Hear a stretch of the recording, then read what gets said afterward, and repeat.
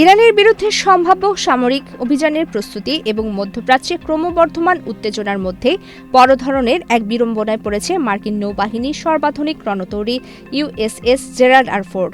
যুক্তরাষ্ট্রের সামরিক শক্তির প্রধান এই স্তম্ভটি এখন তার অত্যাধুনিক প্রযুক্তির চেয়ে বরং দীর্ঘস্থায়ী করোনা বা যেকোনো ভাইরাসের এগেইনস্টে ফাইট মানি ব্যাকট্রলের লেফট রাইট পয়ঃনিষ্কাশন ব্যবস্থার ব্যর্থতার কারণেই বেশি আলোচনায় আসছে।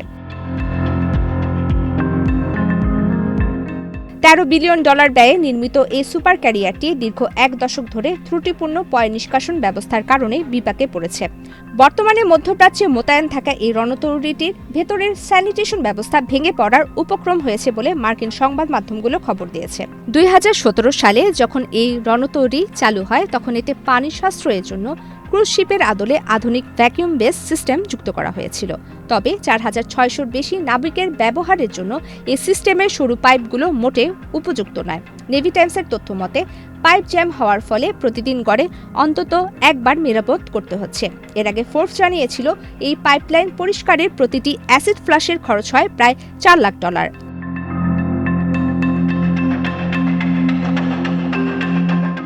এনপিআরের হাতে আসা নথিপত্র অনুযায়ী মাত্র 4 দিনে রণতরীটিতে 205 বার যান্ত্রিক ত্রুটি দেখা দিয়েছিল। অবস্থা সামাল দিতে ইঞ্জিনিয়ারিং দলকে টানা 19 ঘন্টা কাজ করতে হয়েছে।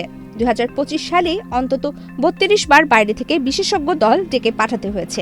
দ্য ওয়াল স্ট্রিট জার্নাল জানিয়েছে, ইরানের সাথে সম্ভাব্য সংঘাতের প্রস্তুতির মধ্যে এই অস্বাস্থ্যকর পরিবেশ ও টয়লেট ব্যবহারের সংকট নাবিকদের মনোবল কমিয়ে দিচ্ছে। বর্তমানে রণতরীটির অভিযানের মেয়াদ দ্বিতীয়বারের মতো বাড়ানো হয়েছে, যা মার্কিন নৌবাহিনীর ইতিহাসে দীর্ঘতম নিরবিচ্ছিন্ন মোতায়েনের রেকর্ড ভাঙার পথে। একদিকে হাইপারসোনিক ক্ষেপণাস্ত্র ও পারমাণবিক শক্তি, অন্যদিকে সাধারণ পয়ঃনিষ্কাশন ব্যবস্থার ব্যর্থতা, এই বৈপরীত্য নিয়ে বড় প্রশ্ন উঠেছে। সমালোচকেরা বলছেন, $1 বিলিয়ন এই সম্পদে এমন মৌলিক নকশাগত ত্রুটি করদাতার অর্থের অপচয় ছাড়া আর কিছুই নয়। মার্কিন নৌবাহিনী বিষয়টিকে বড় কোনো সমস্যা মনে না করলেও বিশেষজ্ঞরা বলছেন, রণক্ষেত্রে নাবিকদের মানসিক অবস্থা ও নির্ভরযোগ্য যন্ত্রাংশ জয় পরাজয়ের বড় প্রভাবক হতে পারে। প্রবীতি কিবরিয়া ইসলাম, বাংলাদেশ প্রতিদিন।